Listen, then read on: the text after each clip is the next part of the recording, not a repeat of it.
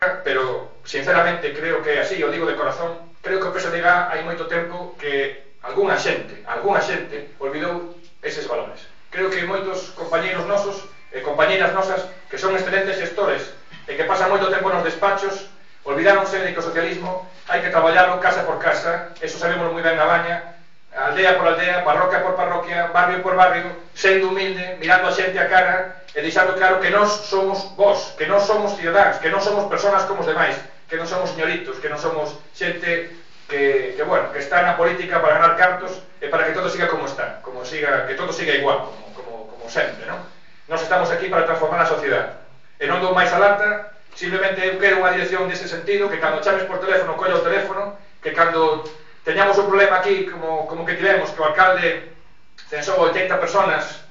ilegalmente no Concello, este aquí con nós e veña aquí a apoiarnos, que cando o alcalde veu a porta da nosa casa a insultarnos con un grupo de xente na plaza, a faltarnos ao respeto, a demostrar o que son, xente incívica, antidemocrática, pois que estén aquí con nós apoiando e apoiando os compañeros da Baña e non queden en Santiago ou en Coruña ou en Vigo ou en Ferrol no seu despacho. Creo que os afiliados, os dirixentes do partido teñen que estar pegados aos afiliados e non como agora neste momento no partido en donde hai unha división clara entre cargos públicos e militantes de base. E iso é, desde o meu punto de vista, un error enorme, porque se por algo se debe que distinguir este partido é porque todos temos que estar xuntos, todos temos que pelear xuntos e funcionar a vez. E nada máis, compañeiro, non me enrollo máis, doulle a palabra ao noso compañeiro e amigo Gonzalo Caballero.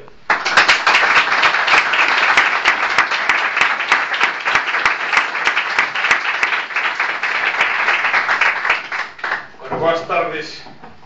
a todas e todos, compañeiras e amigos da agrupación da Baña, e gracias tamén aos medios de comunicación que inicialmente están agora cubrindo gráficamente as imaxes do acto. Este é un acto convocado no partido e para falar cos compañeiros do partido da comarca de Santiago. Desde logo, eu non podo dicir que ninguén me teña molestado por estar aquí hoxe na Baña, senón que eu sou o máis agradecido de que, para empezar unha ronda de contactos co conxunto do partido en Galicia, teña sido a agrupación da Baña